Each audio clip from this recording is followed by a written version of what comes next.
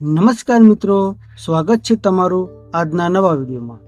મિત્રો, આ વિડીયોમાં આપણે જાણીશું કે મેરડી માતાજીને જલ્દીથી પ્રસન્ન કરવા માટે કેવી રીતે તેમની પૂજા કરવી।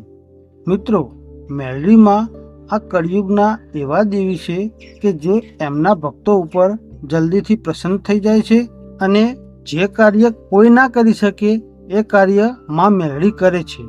મિત્રો, આમ તો મેરડી માની ભક્તિ જો તમે ભોળા ભાવથી કરો તો સાવ સહેલી છે, પણ જ્યારે તમારે મેરડી માં જોડે કંઈક અપેક્ષા હોય, મતલબ કે તમે માતાજી જોડે કંઈક કામ કરાવવા માગતા હોય તો એના માટે તમારે ખૂબ જ ધ્યાન રાખવું પડે છે।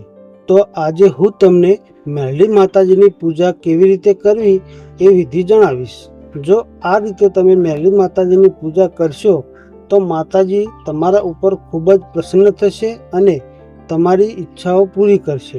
તો પૂજા કરતા સમયે તમારે પહેલાં તો એક બાજોટ લેવાનો અને એના ઉપર એક લાલ કપડું પાથરી દેવાનું અને પછી એના ઉપર મેરડી માને બેસાડી દેવાના અને મેરડી માતાજીની મૂર્તિ હોય તો પણ ચાલે અને માતાજીનો ફોટો હોય તો પણ ચાલે અને માતાજીની આગળ શુદ્ધ ઘીનો એક દીવો પ્રગટાવી દેવાનો અને ગુગળનો ધૂપ કરવાનો અને માતાજીને ગંગાજળથી નવરાવી અને માતાજીને કંકુનું તિલક કરવાનું અને પછી તમારી યથાશક્તિ પ્રમાણે માતાજી સામે વસ્ત્રો મૂકી માતાજીના શૃંગારની વસ્તુ મૂકવાની અને માતાજીને નિવેદમાં સુખડી કે ખીર ધરાવો અને પછી મેરડી માના નામની માળાનો જાપ સાચા હૃદયના ભાવનાથી કરો અને આટલું કરવાથી માં મેરડી તમારા ઉપર પ્રસન્ન થઈ જશે।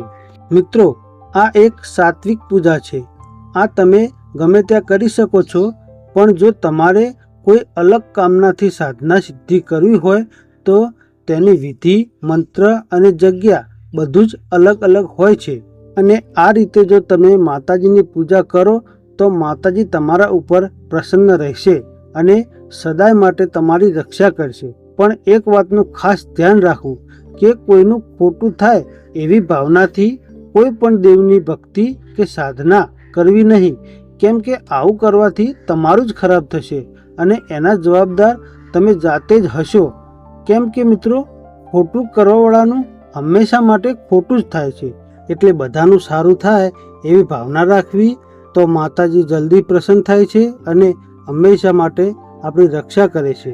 અને મિત્રો, જો તમને અમારો આ વિડીયો પસંદ આવ્યો હોય તો વિડીયોને લાઈક કરી ચેનલને સબસ્ક્રાઈબ જરૂરથી કરજો। જય મેરડી માં।